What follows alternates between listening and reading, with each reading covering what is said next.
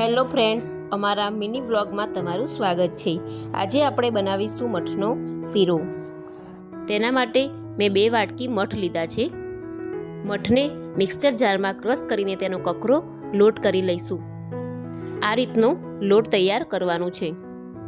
મઠનો આ શીરો પ્રોટીનથી ભરપૂર હોય છે।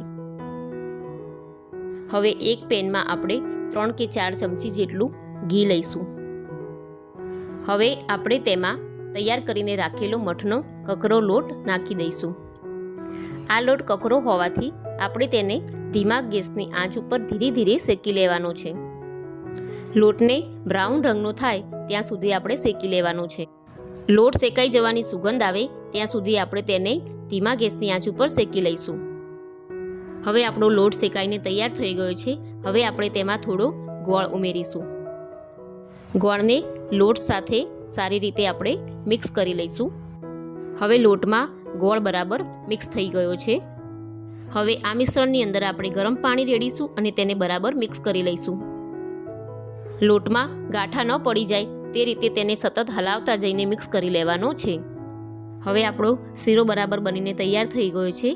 તેમાં આપણે થોડા ડ્રાયફ્રૂટ્સ ઉમેરી દઈશું।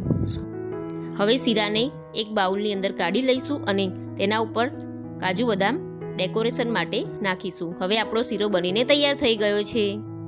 તમે પણ આ રેસીપી ઘરે ટ્રાય કરજો અને કેવું બને છે તે કોમેન્ટમાં જરૂર જણાવજો। જો મારી આ રેસીપી ગમી હોય તો અમારી ચેનલને લાઈક કરો, શેર કરો, સબસ્ક્રાઈબ કરો। Thank you.